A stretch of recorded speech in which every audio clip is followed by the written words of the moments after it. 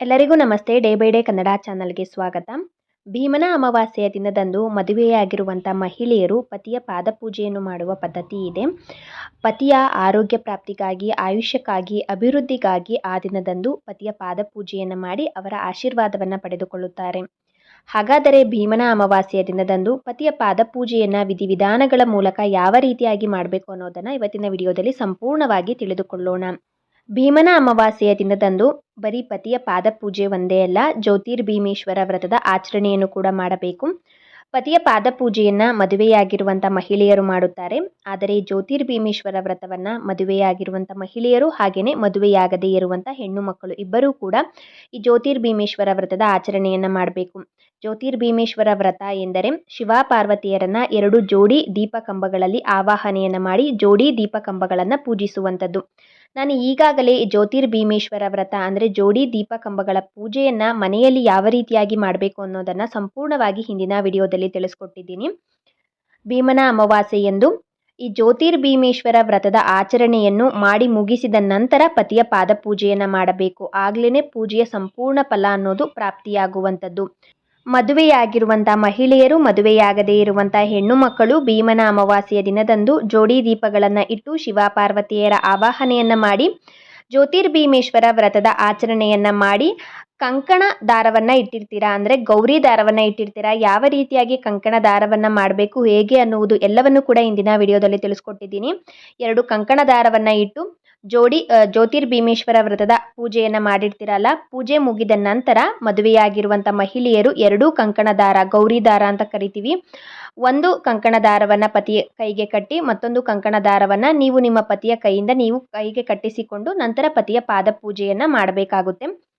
ಪತಿಯನ್ನು ಉತ್ತರಾಭಿಮುಖವಾಗಿ ಅಥವಾ ಪೂರ್ವಾಭಿಮುಖವಾಗಿ ಒಂದು ಪೀಠ ಅಥವಾ ಒಂದು ಮಣೆಯನ್ನು ಹಾಕಿ ಅಲ್ಲಿ ಅವರನ್ನು ಕೂರಿಸಿ ಒಂದು ಅಗಲವಾದ ತಟ್ಟೆಯನ್ನು ತೆಗೆದುಕೊಂಡು ಅಗಲವಾದ ತಟ್ಟೆಯ ಒಳಗೆ ನಿಮ್ಮ ಪತಿಯ ಪಾದಗಳನ್ನು ಇಟ್ಟು ನಂತರ ನೀರಿನಿಂದ ಪತಿಯ ಪಾದಗಳನ್ನು ತೊಳೆಯಬೇಕು. ನಿಮ್ಮ ಅಂಗೈ ಸ್ಪರ್ಶಿಸುವ ರೀತಿಯಲ್ಲಿ ನಿಮ್ಮ ಪತಿಯ ಪಾದಗಳನ್ನು ನೀರಿನಿಂದ ತೊಳೆದ ನಂತರ ಆ ಪಾದ ತೊಳೆದ ನೀರನ್ನು ತಲೆಯ ಮೇಲೆ ಸ್ವಲ್ಪ ಪ್ರೋಕ್ಷಣೆಯನ್ನು ಮಾಡಿಕೊಂಡು ನಂತರ ಅದನ್ನು ಸಿಂಕಲ್ಲಿ ಹಾಕಿಬಿಡಿ. ಯಾವುದೋ ಗಿಡದ ಬುಡದಲ್ಲಿ ಹಾಕೋದಕ್ಕೆ ಹೋಗಬೇಡಿ.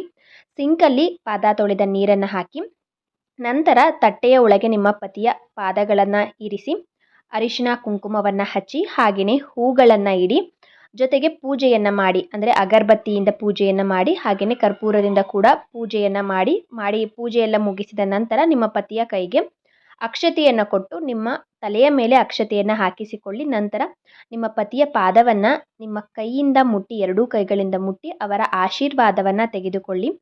ಹಾಗೆ ನಂತರ ನಿಮ್ಮ ಪತಿಗೆ ಏನಾದರೂ ಒಂದು ಸಿಹಿಯನ್ನು ಕೊಡಿ. ಪತಿಯ ಪಾದಪೂಜೆಯನ್ನು ಮಾಡಿ ಮುಗಿಸಿದ ನಂತರ ಅವರಿಗೆ ಏನಾದರೂ ಸಿಹಿ, ಸಕ್ಕರೆ ಆಗಿರ್ಬೋದು, ಬೆಲ್ಲ ಆಗಿರ್ಬೋದು, ಅಥವಾ ಏನಾದರೂ ಒಂದು ಸಿಹಿ ಮನೆಯಲ್ಲಿ ಮಾಡಿರ್ತೀರಲ್ಲ ಆ ಸಿಹಿಯನ್ನು ಅವರಿಗೆ ತಿನ್ನಿಸಿ ಕೊನೆಯಲ್ಲಿ ಕೆಂಪಾರತಿಯನ್ನು ಮಾಡಬೇಕು.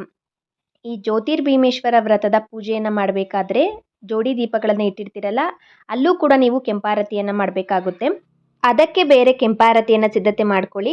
ಪತಿಗೆ ನೀವು ಬೇರೆ ಕೆಂಪಾರತಿಯನ್ನು ಮಾಡ್ಕೊಳ್ಬೇಕಾಗುತ್ತೆ. 2 ಸಪ್ರೇಟು, ಒಂದೇ ಕೆಂಪಾರತಿಯಲ್ಲಿ ಇಬ್ಬರಿಗೂ ಕೂಡ ಮಾಡಬಾರ್ದು, ದೇವರಿಗೂ ಮಾಡಬಾರ್ದು, ಪತಿಗೂ ಮಾಡಬಾರ್ದು. 2ಕ್ಕೂ ಕೂಡ ಸಪ್ರೇಟಾಗಿ ಕೆಂಪು ನೀರನ್ನು ರೆಡಿ ಮಾಡ್ಕೊಳ್ಳಿ.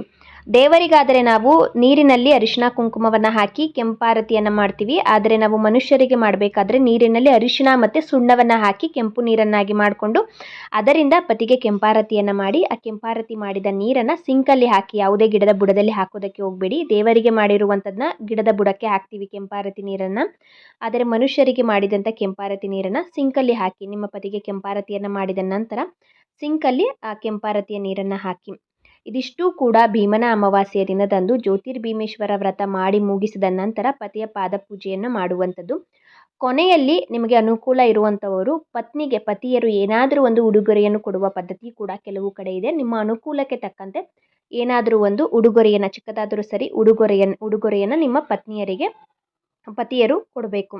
ಇದಿಷ್ಟು ಕೂಡ ಪತಿಯ ಪಾದಪೂಜೆಯನ್ನು ಭೀಮನ ಅಮಾವಾಸ್ಯೆಯ ದಿನದಂದು ಮಾಡುವ ವಿಧಾನ. ಈ ನನ್ನ ವಿಡಿಯೋ ಏನಾದರೂ ಇಷ್ಟ ಆಗಿದ್ದರೆ ಈ ಚಾನಲ್ಗೆ ಸಬ್ಸ್ಕ್ರೈಬ್ ಮಾಡ್ಕೊಳ್ಳಿ. ಹಾಗೆಯೇ ವಿಡಿಯೋನ ಶೇರ್ ಮಾಡಿ, ಕಮೆಂಟ್ ಮಾಡಿ, ಲೈಕ್ ಮಾಡಿ. ಇದೇ ರೀತಿಯಾಗಿ ಮತ್ತಷ್ಟು ಪೂಜಾ ಮಾಹಿತಿಗಳ ಬಗ್ಗೆ ಮುಂದಿನ ವಿಡಿಯೋದಲ್ಲಿ ಸಿಗೋಣ. ಧನ್ಯವಾದಗಳು.